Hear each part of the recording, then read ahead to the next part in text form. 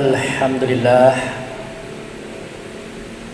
Alhamdulillahillazi arsala rasulahu bil huda wa dinil haq liyuzhirahu 'ala dini kullihi walau karihal musyrikun. Asyhadu an la ilaha illallah wa asyhadu anna Muhammadan abduhu wa rasuluh la nabiyya ba'da. Innallaha wa malaikatahu yusholluna 'alan nabi ya ayyuhallazina amanu shallu 'alaihi wa sallimu taslima. Allahumma shalli 'ala sayyidina Muhammad wa 'ala ali sayyidina Muhammad kama shallaita 'ala sayyidina Ibrahim wa 'ala ali sayyidina Ibrahim wa barik 'ala sayyidina Muhammad wa 'ala ali sayyidina Muhammad kama barakta 'ala sayyidina Ibrahim wa 'ala ali sayyidina Ibrahim fil 'alamin innaka Hamidum Majid. Ya ayyuhal hadirun ittaqullah haqqa tuqatih wa la tamutunna illa wa antum muslimun. Wa qala Allah fil Qur'anul Karim, a'udzu billahi minasyaitonir rajim. Bismillahirrahmanirrahim. Innani anallah la ilaha illa ana fa'buduni wa aqimis shalah li dzikri. Shadaqallahul azim. Jamaah Jumat yang dirahmati Allah dan dimuliakannya, kita banyak bersyukur kepada Allah. Dengan anugerahnya kita diberi kesehatan dan kekuatan, sehingga dengan itu kita dapat hadir dan datang di masjid yang kita cintai. Tak lain dan tak bukan tujuan kita adalah untuk mengabdikan diri kepada Allah dengan cara melaksanakan sholat Jumat berjamaah. Kemudian kehadapan ikutan kita Nabi Muhammad Rasulullah SAW, kita telah menyatakan selawat atas beliau. Semoga selawat yang kita nyatakan tadi didengarkan oleh Allah, diterima oleh Allah, dan digantikan oleh Allah dengan syafaat atau pertolongan, di mana pada waktu itu tidak ada pertolongan kecuali pertolongan yang datang daripada Allah melalui Rasulullah SAW. Selanjutnya lagi, sebagai seorang khatib, saya tidak akan bosan-bosan mengajak, menghimbau, dan menyeru kita semuanya, tentu khusus bagi diri saya pribadi. Mari kita tingkatkan iman kita kepada Allah. Mari kita tingkatkan ketakwaan kita kepadanya. Berharap semua kita ini tidak akan mati kecuali berada dalam Islam atau selamat. Jamaah yang saya hormati, tadi saya telah bacakan sebuah firman Allah yang saya petik dari surat Toha ayat 14. Di situ Allah berfirman melalui Rasulullah. Apa bunyinya? Innani anallah la ilaha illa ana fa'budni wa aqimis shalah li dzikri. Kalau dialih bahasakan ke dalam bahasa Indonesia, artinya adalah sesungguhnya aku ini adalah Allah. Tidaklah Tuhan itu, akulah dianya. Oleh karena itu, sembah oleh kamu akan daku dan dirikan sholat. Sewaktu kamu mendirikan sholat, yang kamu ingat dalam sholat itu adalah aku.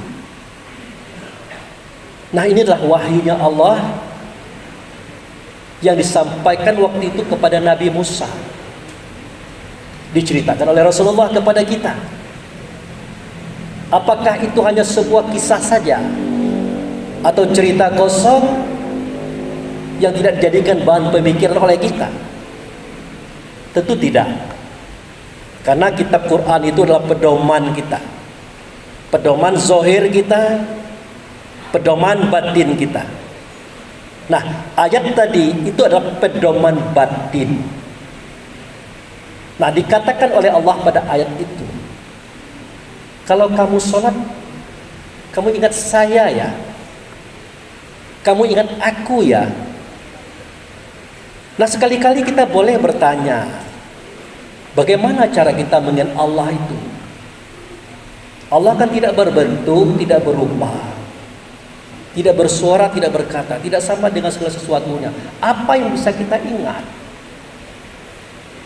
Itu boleh kita tanyakan.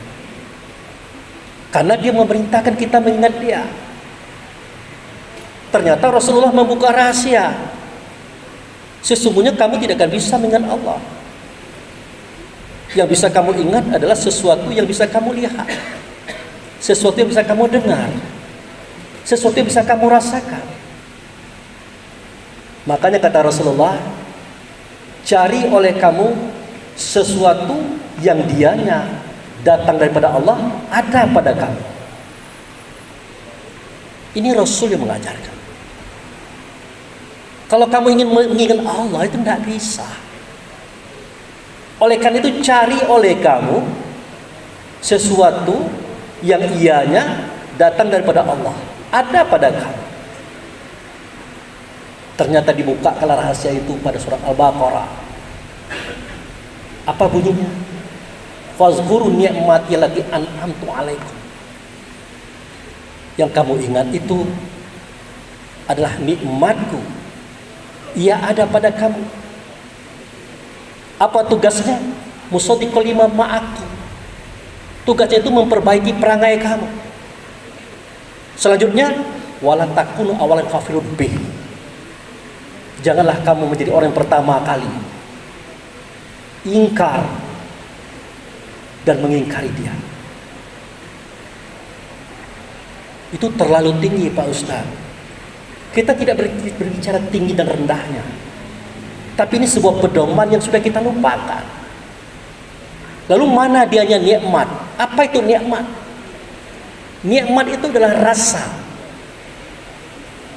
Ada pada kita. Itulah ruh. Itu yang diturunkan oleh Allah kepada kita. Diperintah oleh Allah, diperintah oleh Rasul supaya kita mengingat ruh itu. Kenapa? Karena suara Allah tidak nyata, kata Allah tidak nyata, mereka nyata pada Rasul. Suara Rasul tidak nyata, kata Rasul tidak nyata, mereka nyata pada ruh kita. Nah, ruh itu tempatnya ada dalam hati kita. Nah, perhatikanlah dia, cermatilah dia. Di situ kita dapatkan suara Allah, suara Rasul, kata Allah, kata Rasul. Makanya hati itu perlu dibersihkan, dibeningkan, dijauhkan daripada sifat benci, iri, dengki, ajib, riya, takabur. Dijauhkan supaya sinyal suara Allah Rasul itu terdengar di hati kita, terasa pada diri kita. Kita akui atau tidak, seketika kita hendak melaksanakan kemaksiatan, apa yang terasa di diri kita? Ada yang mengatakan, tetapi dia tidak berkata dalam bentuk huruf, kata dan bahasa. Berat kita untuk melakukan. Berdebar-debar jantung kita. Itu menunjukkan Allah dan Rasul melarang kita melakukan itu. Itu makanya, janganlah kamu menjadi orang yang pertama kali mengingkari dia, karena dia ada pada kamu. Begitu juga, seketika kita punya uang yang banyak, ada orang minta tolong, ada suara perintah, kata perintah dalam batin kita itu, tapi tidak dalam bentuk suara juga, tidak dalam bentuk kata juga, tidak dalam bentuk bahasa juga, tapi dalam bentuk rasa. Dalam bentuk rasa. Tiba-tiba tidak kita laksanakan. Alasan kita banyak. Kalau bersedekah hari ini, nanti gimana uang ini? Kita mau beli ini macam-macam. Itu ada pada diri kita. Bahkan sering kita melihat para ustadz di atas mimbar berkata, berimanlah kamu kepada Allah, berimanlah kamu kepada Rasul. Sekali-kali boleh bertanya kita, bagaimana beriman kepada Allah? Percaya kepada Allah itu bagaimana caranya? Cari Rasul, jadi. Nah, beriman kepada Rasul bagaimana caranya? Ternyata Allah juga yang mengajarkan, Rasul juga yang mengajarkan. Apa bunyinya? Wa aminu bima anzaltu fikum. Musaddiqul lima ma'akum wal takunu awwal kafir. Berimanlah kamu, percayalah kamu kepada Dia ada dalam diri kamu. Sekali-kali kamu jangan menjadi orang yang pertama kali mengingkari Dia. Sama kalimatnya. Jadi tidak dan tidak, semua persoalan hidup ini sebenarnya larinya ke dalam. Yang di dalam diri itu yang dikonsistenkan, dikonsentrasikan. Sama kita dengan sholat ini nanti. Kita berdiri, ruku, i'tidal, sujud, duduk. Kita bersuara, berkata dan membaca. Kadang-kadang jangankan kita minta kesadaran kita seketika kita melakukan itu. Ditanyakan kepada diri kita, apakah Anda sudah hafal bacaan sholat? Jawabnya hafal. Terjemahannya, nah itu yang belum. Lah kalau kita bisa membaca tapi tidak mengerti apa kita baca, kita berkata tapi tidak mengerti apa kita kata, apa namanya itu? Kalau bukan beo. Makanya adanya burung beo itu memang sengaja Allah tampar kita dengan burung beo itu. Hanya beo lah yang pandai berkata tapi tidak mengerti apa yang dia katakan. Itu tamparan Allah untuk kita yang bisa bersuara, berkata, tidak ngerti dengan bacaan kita sendiri, tidak mengerti dengan ungkapan kita sendiri. Bahkan Allah dan Rasul menekankan, ya ayyuhallazina amanu la taqrabus shalah wa antum sukara hatta ta'lamu ma ta'kulun. Hai orang beriman, kamu jangan mendekati sholat. Jangankan melaksanakan, mendekati saja jangan, kata Allah dan Rasul. Kalau kamu sedang mabuk, orang mabuk itu kan ngaur itu. Suara kata perbuatannya tidak disadari. Itu orang mabuk. Lah kita tidak mabuk kita ini. Tapi kenapa kita tidak mengerti dan perkataan kita sendiri? Itu makanya Allah katakan jangan mendekati sholat kalau kamu sedang mabuk. Orang mabuk dilarang betul. Tetapi orang yang tidak mabuk, yang dia tidak mengerti apa yang dia katakan dalam sholatnya, itu lebih dilarang lagi. Itu pada dasarnya. Kapan? Sampai kapan? Hatta ta'lamu ma ta'kulun. Sampai kamu mengerti apa yang kamu katakan itu. Ini aturan, ini hukumnya Allah dan Rasul yang kita abaikan selama ini. Perhatikanlah itu. Sebentar lagi kita akan mempersembahkan inna sholati wa nusuki wa mahyaya wa mamati lillahi rabbil alamin. Salatku, ibadahku, hidupku, matiku, hari ini aku persembahkan kepada Engkau ya Allah. Itu yang persembahkan. Kita ngomong dengan siapa? Ngomong dengan Allah, ngomong dengan Rasul. Sebenarnya tidak juga. Dipinta kita sadar seketika kita mengucapkan itu. Jangan sampai kita mengatakan sesungguhnya sholatku, ibadahku, hidupku, matiku hanya untukmu ya Allah. Tetapi ingatan kita tidak kepada Allah, tidak kepada Rasul, bahkan tidak kepada diri kita sendiri. Kita pergi ke Pulau Bai mancing ikan. Kita pergi ke kantor menghitung uang. Kita pergi ke pasar mencari-cari apa yang mau dibeli. Itulah kerja kita. Sementara kita nyaman beribadah dengan cara itu, nyaman beragama dengan cara itu, perasaan kita sudah benar. Makanya sekali-kali saya sampaikan ini kepada kita. Ya jangan sampai Allah mencemooh kita, Rasul menyek kita. Apa kata Allah?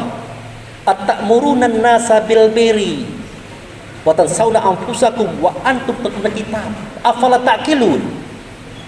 Adakah patut kamu perintah manusiamu melakukan perbuatan yang baik, tegak seperti alif, ruku seperti ha, sujud seperti mim, duduk seperti dal.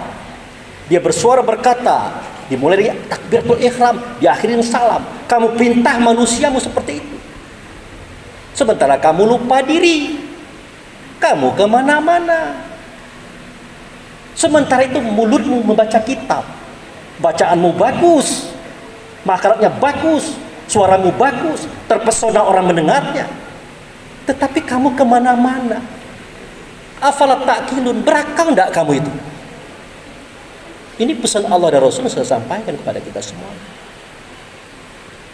Jangan sampai nanti malaikat maut berdiri di depan kita untuk mengembalikan kita kepada Tuhan. Tuhan tidak menerima kita, menolak kita. Kenapa? Karena amal ibadah kita tidak oke, tidak sukses, tidak berhasil. Loh, kenapa begitu? Lah Nabi juga mengajarkan, inna awala yuhasibu min amali bani Adam fi salat. Sesungguhnya pertama kali dihisab oleh Allah amal anak Adam di akhirat. Dan jadi masalah solatnya itu. Kalau bagus solatnya, baguslah amalnya, baguslah pahalanya, baguslah fasilitas akhiratnya. Kalau tidak bagus, ya tidak baguslah pahalanya, tidak baguslah amalannya, tidak baguslah fasilitasnya. Apalagi tidak solat, tidak bisa dikatai. Jadi memang tidak dan tidak, sholat ini harus kita perbaiki. Ini kuncinya ini. Jangan sampai nanti kita tertipu dan ditipu oleh diri kita sendiri. Perasaan kita udah oke-oke saja, nyaman-nyaman saja. Ternyata kita dapat nol. Akhirnya kita berkata, Rabbana absorna wassami'na farjina na'mal solihah inna muqinun. Ya Allah, kami lah melihat betul, lah mendengar betul, lah taunian. Ternyata kami tertipu ya Allah. Artinya apa? Yang kita dapat itu tidak ada. Karena standar amal kita itu rusak. Sholat kita itu tidak benar. Akhirnya kita berkata, farji'ana na'mal solihan. Kembalikan kami ke dunia sebentar saja untuk melaksanakan amal soleh. Apa itu amal soleh? Soleh itulah sholat. Semoga himbauan ini bisa dijadikan pertimbangan bagi kita, bisa kita mengorek kembali pelajaran tentang sholat kita. Jangan sampai kita tertipu sebelum ajal menjemput kita. Barakallahu li wa lakum fil Qur'anil azim wa syairil mu'minin wal mu'minat wastaghfiruhu innahu huwal ghafurur rahim.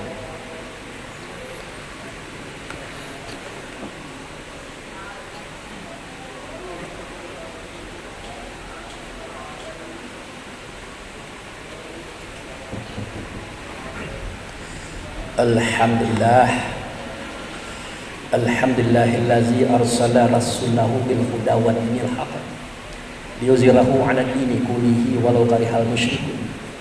Asyhadu an la ilaha illallah wa asyhadu anna Muhammadan abduhu wa rasuluhu la nabiyya ba'da. Allahumma shalli 'ala sayyidina Muhammad wa 'ala ali sayyidina Muhammad. Amma ba'du. Jamaah yang saya hormati, pada khutbah yang kedua ini saya simpulkan apa yang saya sampaikan tadi.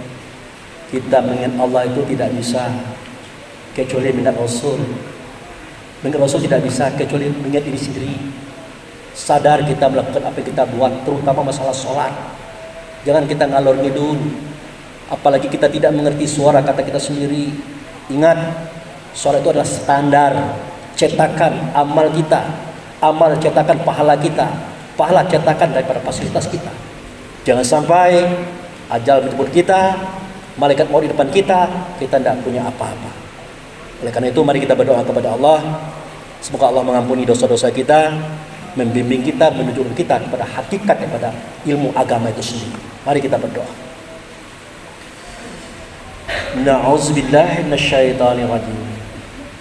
Bismillahirrahmanirrahim. Alhamdulillahirabbil alamin. Asyhadu an la ilaha illallah wa asyhadu anna Muhammadar Rasulullah. Ya Allah ya Rahman ya Rahim. Ya Malikal Qudusus Salam ya la ilaha illa anta. Allahumma ya Allah, fi hadza zuhri hadarna fatratika. Aina hadarna fatratika bizzambina qasira. Fazalika faghfir lana ala dzunubana. Faghfir lana ala dzunubana. Faghfir lana ala dzunubana.